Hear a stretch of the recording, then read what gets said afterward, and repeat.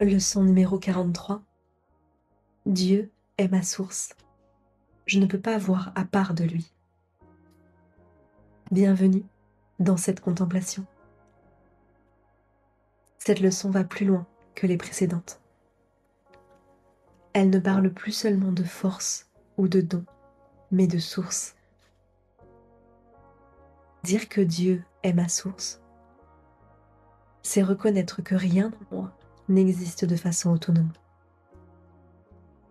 Je ne suis pas un esprit indépendant qui se serait détaché de son origine. Je ne pense pas par moi-même. Je ne vois pas par moi-même.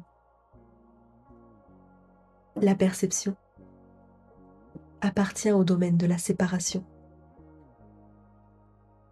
Voir suppose un observateur et quelque chose d'observé. Or en Dieu, il n'y a pas deux. Il n'y a pas un sujet et un objet. Il n'y a qu'unité. Ainsi, lorsque je crois voir seul, je crois être séparé. Mais si Dieu est ma source, je ne peux pas voir à part de lui, parce que je ne peux pas être à part de lui. Ici, la leçon distingue subtilement deux niveaux. Au niveau ultime, la perception n'existe pas en Dieu. Il n'y a que la connaissance. Une unité sans division. Mais tant que je crois être dans le monde de la perception, celle-ci peut être réorientée. La perception, qui à l'origine a été fabriquée pour attaquer, peut devenir un moyen de pardon. Ce que l'ego utilisait pour prouver la séparation peut être transformé en un outil de guérison. Et c'est justement ici que se situe la pratique du jour. Il ne s'agit pas d'abolir la perception par la force, il s'agit de la purifier, de la laisser conduire au souvenir. Comme un miroir couvert de poussière, la perception ne crée pas la lumière, mais elle peut cesser de la déformer. Lorsque le jugement se retire, le reflet devient plus fidèle.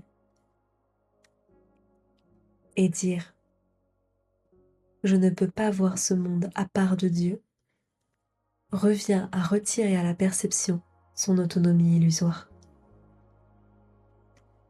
Cela signifie « Ce que je vois n'est pas séparé de la source, et moi non plus ». La leçon invite à appliquer cette idée concrètement aux objets, aux personnes, aux situations qui dérangent, surtout à celles qui dérangent. Car chaque trouble révèle que je tente de voir à part de ma source. Si je suis bouleversée, c'est que j'ai momentanément accepté une vision issue de la séparation. Et je peux choisir à nouveau. Lorsque je dis intérieurement à quelqu'un « Je ne peux pas te voir à part de Dieu », je retire la projection. Je ne nie pas la forme, mais je refuse d'y voir une séparation réelle. La vision, juste, ne crée rien. Elle défait l'erreur. Et lorsque l'erreur se défait, la perception elle-même devient inutile et se dissout dans la connaissance. Alors aujourd'hui, la pratique est simple. Ne pas laisser passer de longues périodes sans me souvenir de ma source. Non comme une idée abstraite, mais comme un fait vivant.